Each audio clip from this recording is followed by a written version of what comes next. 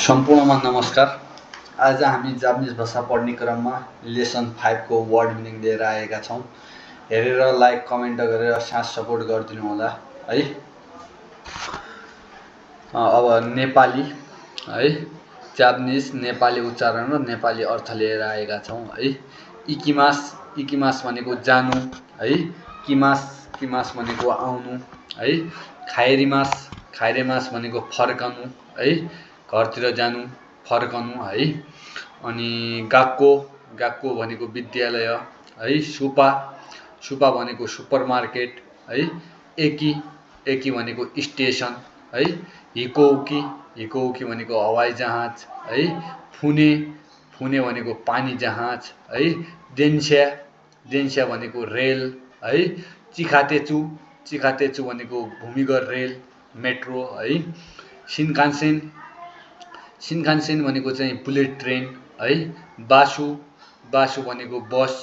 ताकुसी, ताकुसी भनेको ट्याक्सी है। जितेन्स्या, जितेन्स्या भनेको चाहिँ साइकल है। आरुइते, आरुइते भनेको चाहिँ हिँडेर है।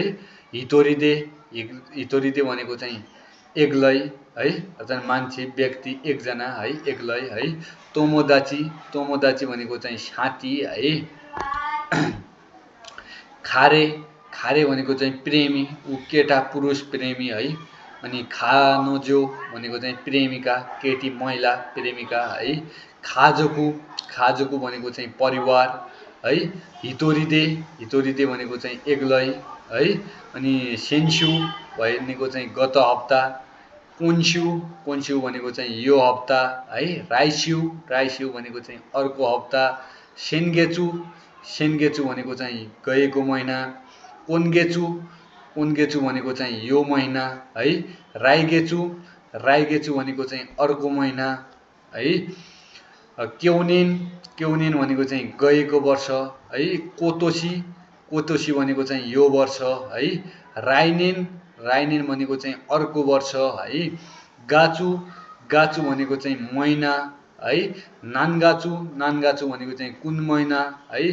अब तारिक गन्दा चाहिँ है। चुइताची भनेको चाहिँ महिनाको 1 गते पहिलो तारिक है। फुचुखा भनेको चाहिँ 2 गते है। मिक्खा भनेको चाहिँ 3 गते है, 3 तारिक है। योक्खा भनेको चाहिँ 4 गते।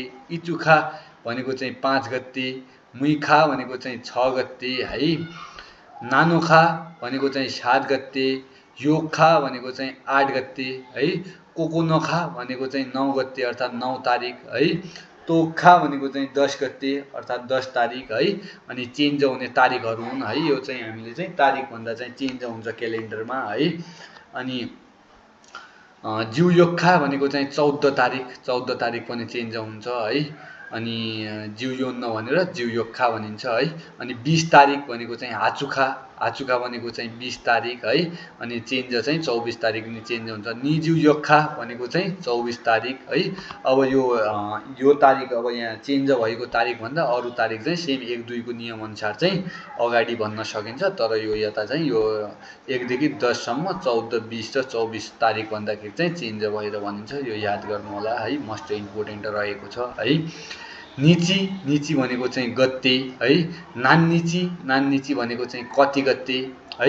इचु, इचु भनेको चाहिँ कहिले है। तान्जोबी भनेको चाहिँ जन्मदिन है, बर्थडे है, तान्जेबी। फुचुओ भनेको चाहिँ कहिले है। चुगिनेउ भनेको चाहिँ अर्को अर्थात् फरक है, अर्को। दो इतासिमासिते भनेको चाहिँ स्वागत छ है। ल, आज हामीले जापानिज भाषा पढ्ने क्रममा, वर्ड मिनिङ पढ्ने क्रममा लेसन 5 को 52वटा वर्ड मिनिङहरू पढेका छौँ नेपालीमा सजिलोसँग है। मजाले हेरेर साथ सपोर्ट गरिदिनु होला है। छिटो भएकोमा चाहिँ, छिटो भएमा चाहिँ यसलाई चाहिँ स्क्रिप गर्दै लेख्दै गरिदिनु होला है। अब यो चाहिँ लेसन 5 को चाहिँ स्क्रिप गर्दै लेख्दिनै गरिदिनु होला। सजिलो तरिकाले सिकाएका छौँ। फेरि पनि अर्को भिडियोहरू लिएर आउनेछौँ। लाइक कमेन्ट सब्सक्राइब है, फलो सेयर गरेर साथ सपोर्ट गरिदिनु होला है। हस्, धन्यवाद।